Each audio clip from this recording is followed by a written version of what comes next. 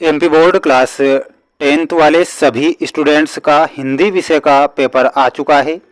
6 जनवरी का pre board परीक्षा का पूरा पेपर और सॉल्यूशन मैं बता रहा हूं। अगर आप अपनी प्री बोर्ड परीक्षा में सबसे ज़्यादा अंक प्राप्त करना चाहते हैं तो इस क्वेश्चन पेपर को ध्यान से देख लीजिए और रट लीजिए इन प्रश्नों को, क्योंकि ये पूरा पेपर अब आपकी स्क्रीन के सामने है। प्यारे विद्यार्थियों, हमारे चैनल के द्वारा आप सभी बच्चों को पीडीएफ भी उपलब्ध करवाए जा रहे हैं। वार्षिक परीक्षा के पीडीएफ और प्री बोर्ड परीक्षा के पीडीएफ भी दिए जा रहे हैं। प्यारे विद्यार्थियों, पीडीएफ कहाँ पर मिलेंगे? हमारे ऐप पर मिलेंगे। ऐप का नाम मैं अभी बता देता हूँ, mains education app. My dear friends, link description में मैंने दे रखी है। अगर आप इस ऐप पर जाते हैं तो आप अपने प्री बोर्ड परीक्षा और वार्षिक परीक्षा के पेपर उपलब्ध कर सकते हैं, जो कि आपकी परीक्षा में प्रश्न आएंगे। तो शुरुआत करते हैं हमारे प्रश्नों से जो परीक्षा में बन रहे हैं। देखिएगा, आपकी परीक्षा में जो प्रश्न आएंगे जल्दी से रट लो, सही विकल्प चुनकर लिखिए। में आपसे पहला ही प्रश्न पूछा जाएगा कि उद्धव ने गोपियों को किसका संदेश दिया था। प्रश्न आएगा कि जो उद्धव जी थे उन्होंने गोपियों को किसका संदेश दिया था? योग का, भक्ति का, प्रेम का या फिर कर्म का? प्यारे विद्यार्थियों, उद्धव गोपियों को योग का संदेश देते हैं और गोपियों को योग का संदेश कड़वी ककड़ी के समान लगता है।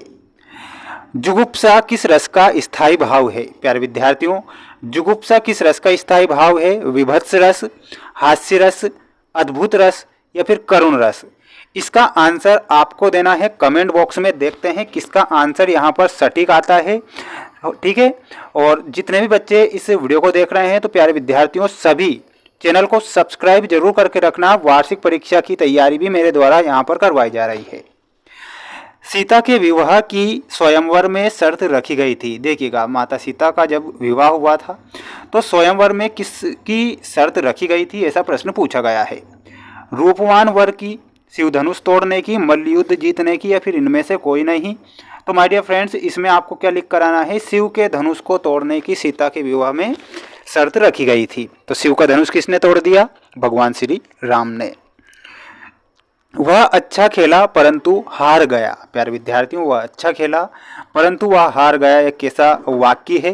तो ऑप्शन यहाँ पर दिए गए हैं, संयुक्त वाक्य, सरल वाक्य, नकारात्मक वाक्य या फिर प्रश्नवाचक वाक्य। प्यारे विद्यार्थियों, यहाँ पर आपका सही उत्तर क्या होगा? यहाँ पर आपका जो सही उत्तर होगा संयुक्त वाक्य वो हो जाएगा, वह अच्छा खेला परंतु हार गया। इसमें आपको संयुक्त वाक्य करेक्ट उत्तर के रूप में लिख कर आना है।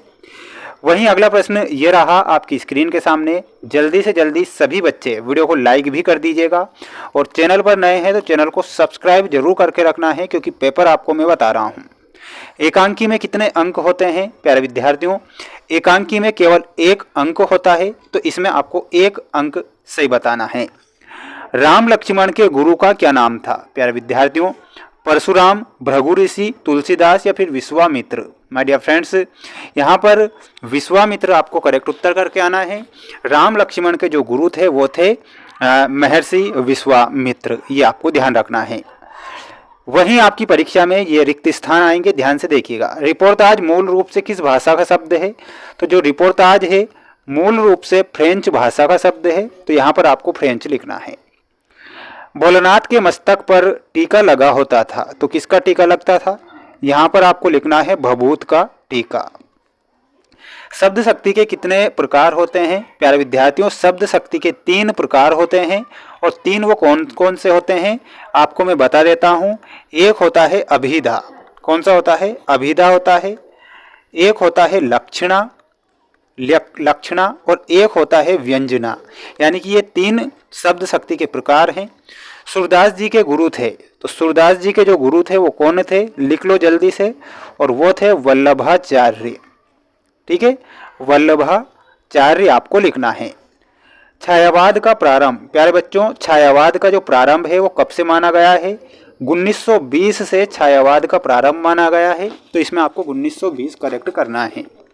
स्क्रीनशॉट ले लो और पढ़ लो, याद कर लो इन प्रश्नों को।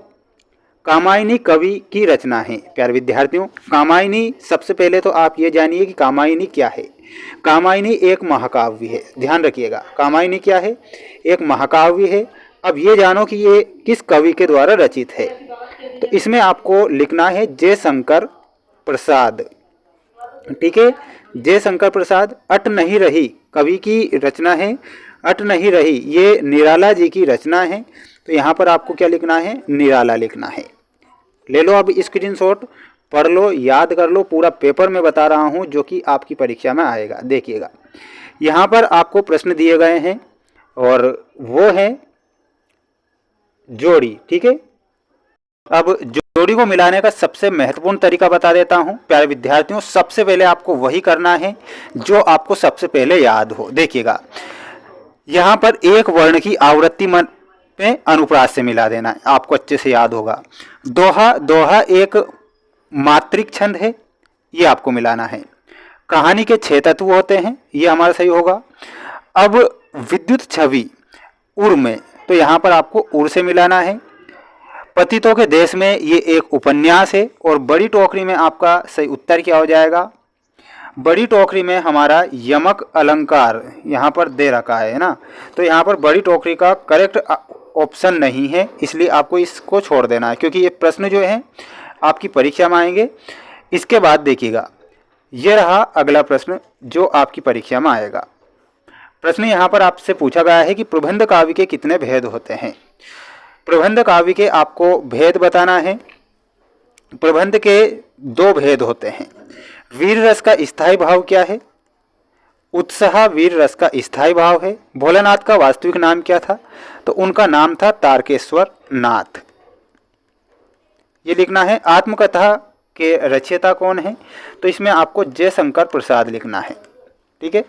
नंद नंदन शब्द का प्रयोग किसके लिए किया गया है, तो यहाँ पर लिखना है कृष्ण के लिए। क्रिया की विशेषता बताने वाले शब्दों को क्या कहते हैं, तो क्रिया की विशेषता बताने वाले शब्दों को क्रिया विशेषण कहते हैं। तो क्या लिखना है, क्रिया विशेषण। ठीक है, ये ध्यान रखिएगा। अब देखिएगा यहाँ पर सत्य असत्य वाले प्रश्न हैं जो आपकी परीक्षा में आएंगे। प्रश्न आपसे पूछा गया है कि निराला जी ने बादलों की तुलना बच्चे की बाल कल्पना से की थी, बिल्कुल सत्य है। ओरिजिनल एवं आइडिया आगत शब्द हैं, ये भी सत्य। रकम रकम का अर्थ होता है आसपास, तो ये गलत होगा। संगीत के लिए 5 शर्त किए गए हैं, स्वर, गलत होगा।